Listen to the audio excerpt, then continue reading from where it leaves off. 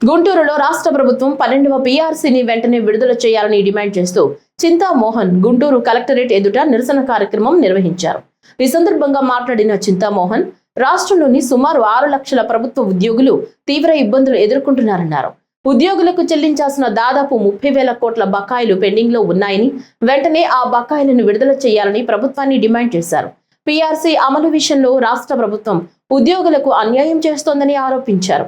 రాజధాని ప్రాంతంలోని దళితుల భూములను సేకరించి కూటమి ప్రభుత్వం ధనికులకు అమ్ముకుంటోందని విమర్శించారు. రాజధాని అమరావతి కాదు, చంద్రావతిగా మారిపోయిందని వ్యాఖ్యానించారు. మాజీ ప్రధానులు పివి నరసింహారావు మరియు మన్మోహన్ సింగ్ హయాంలో విదేశీ మారక ద్రవ్యం తక్కువగా ఉన్నప్పటికీ ధరలు పెంచలేదని గుర్తు చేశారు. ఈరోజు గుంటూరు కలెక్టర్ ఆఫీస్ దగ్గరకు వచ్చి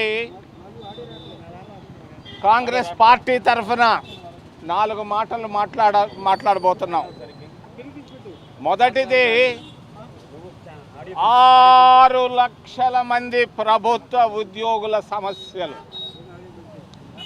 రాష్ట్రంలో 6 లక్షల మంది ప్రభుత్వ ఉద్యోగస్తులు ఉన్నారు. 6 లక్షల మంది ప్రభుత్వ ఉద్యోగులు కష్టాల్లో ఉన్నారు, కన్నీళ్లతో ఉన్నారు, అప్పుల్లో ఉన్నారు, బాధల్లో ఉన్నారు. వీళ్లకు రావాల్సినటువంటి వేతనాలు సరిగ్గా రావటం లేదు. 30,000 కోట్ల రూపాయలు బకాయిలు ఉన్నాయి రాష్ట్ర ప్రభుత్వం తరఫున 6 లక్షల మంది రాష్ట్ర ప్రభుత్వ ఉద్యోగస్తులకు. రాష్ట్రంలో కాంట్రాక్టర్లకు బిల్లులు ఇస్తున్నారు వెంటనే, కానీ 24 గంటలు కష్టపడి పనిచేసే రాష్ట్ర ప్రభుత్వ ఉద్యోగుల సమస్యలు రాష్ట్ర అధినేత పట్టించుకోవటం లేదు.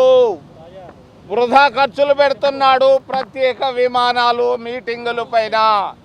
పేదవాళ్ళు కష్టపడి అప్పుల్లో 3 రూపాయలు వడ్డీకి తెచ్చుకొని కష్టపడి బిడ్డలను చదివించుకుంటున్నటువంటి రాష్ట్ర ప్రభుత్వ ఉద్యోగుల సమస్యలు పట్టించుకోకపోవడం గమనార్హం.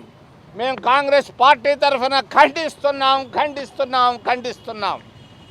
మరి రెండో విషయం, రాజధాని అమరావతి పోయి చంద్రావతి అయిపోయింది. మరి అమరావతిలో ఎస్సీ ఎస్టీల భూములన్నింటినీ పేర్కొన్నది రాష్ట్ర ప్రభుత్వం.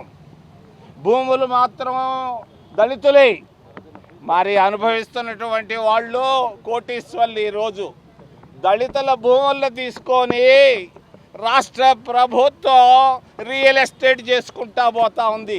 చంద్రబాబు నాయుడు గారి ప్రభుత్వ తీరు, అబ్బా చంద్రబాబు నాయుడు గారు మా తిరుపతి నుంచి వచ్చి ఇక్కడ దళితుల భూములు పెరుక్కొని నువ్వు రియల్ ఎస్టేట్ చేసుకుంటావా? ఇదే ధర్మమా? ఓ చంద్రబాబు నాయుడు, దళితులకు మేలు చేయవయ్యా. కారంచేడులో జరిగినటువంటి అన్నీ మేము గుర్తించుతాం. మేము వెంటనే తెలియజేస్తున్నాం, దళితుల భూములు పెరుక్కొని నువ్వు రియల్ ఎస్టేట్ చేసుకోవడం తప్పు అని తెలియజేస్తూ